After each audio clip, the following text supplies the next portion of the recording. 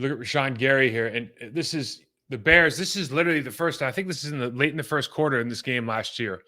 This is the first opportunity he had to really pass rush against this right tackle, Justin Fields, playing quarterback, because they were running bootleg, play action pass, quick screen, all this stuff to make sure that they didn't get into this situation. This is literally the first time in the game he had the opportunity.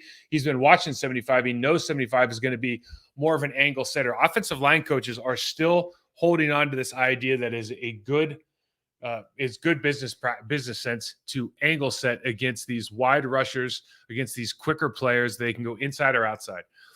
If you're a 325-pound, 330-pound offensive tackle and you're setting out to the right in this case, as number 75 is, you are, by default, if Rashawn Gary is running upfield, you are going to have confrontation with Rashawn Gary, who's a much better athlete, earlier than you're probably ready for. He is now able to go upfield and try to beat your hands. He is able to cut inside and try to beat your feet. And remember, 325 pounds going that way and redirecting is really difficult, much harder than it is for a 260-pound player or 275-pound player, or whatever Rashawn weighs. So you're putting yourself in a bad situation instead of matching speeds by going back and doing what we just call a line set, trying to stay square for 3 kicks at a much higher angle. So you see this here. He goes wide, and immediately, because he goes wide, he has to turn early. And when you turn early, when you look, if you just freeze the frame, you look at you in this situation, you're going to have a lot of problems.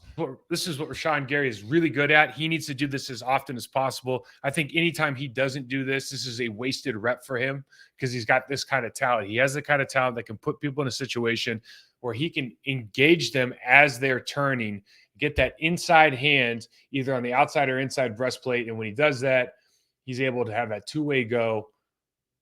He can go inside and bull here. He doesn't end up making this play. Preston makes the play for the sack fumble, but really that's a Rashawn Gary play. Phenomenal pass rush by him. Something that when he gets healthy, can't wait to see again, because I thought last year he was going to be up for, all-pro defensive player of the year type of season.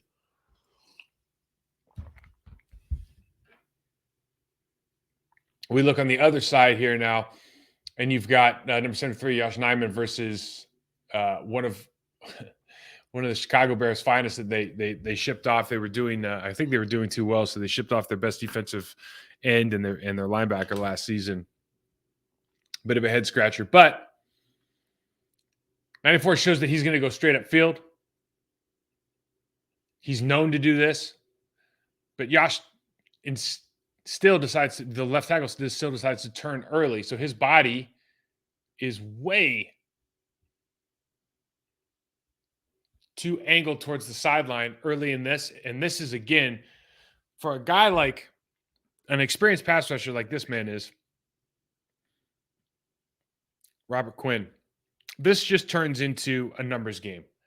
He's got you beat because you are 3 yards upfield.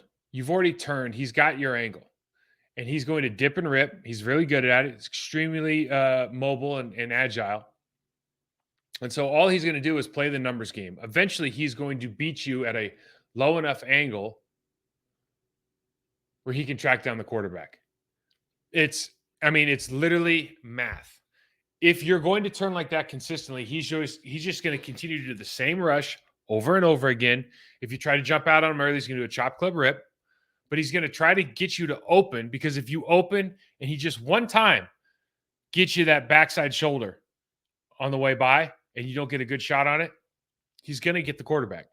He's going to get a hit, a pressure, or a sack.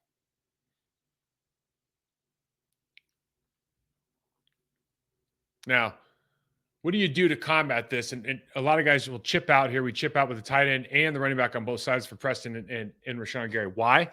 Ultimately, the reason you're doing this is because 75 and the left tackle can play against these guys if they force them to rush down the middle. Again, from a offensive lineman standpoint, you're trying to take away all of these different angle rushes, these edges, turning your shoulders. You just want the guy right in front of you so you can grab him, right? I mean, let's make this as simple as possible. I want you to get right in front of me, preferably with no momentum, but I want you to get right in front of me. If I can do that, I'm going to win like 19 times out of 20, 99 times out. I mean, it's a high win percentage here, okay? because they run out of options because you are 300 pounds, 330 pounds. The problems come along when you can't do that, and so you haven't practiced your set enough. You turn too early, you set too wide, and these defensive ends can take advantage. But if you just, very simply get in front of the guy, you've already half the work's already done. 90% of the work's already done. We see this later in the same game. This is week 2 of last season, and Elgton Jenkins is playing right tackle, takes a bad first step, and it's over. And now again, you go, okay, how does he take a bad first step? He's a professional athlete, right tackle. We don't spend that much time working on technique. And so when you get into these situations, you start taking bad steps. And it happened to me. It happens to everybody. You don't spend enough time, especially early in your career, taking steps. If these defensive ends are watching, he's showing that he's going to speed rush upfield. That's what we're showing from the left defensive end here. He's showing he's going to speed rush upfield, and he's basically saying, I want to see if I can open you up early, or you're gonna take a bad step. If you're going to do either one of those things, I might not get the quarterback every time, but I'm going to make you sweat really bad, and that quarterback's going to start feeling my presence.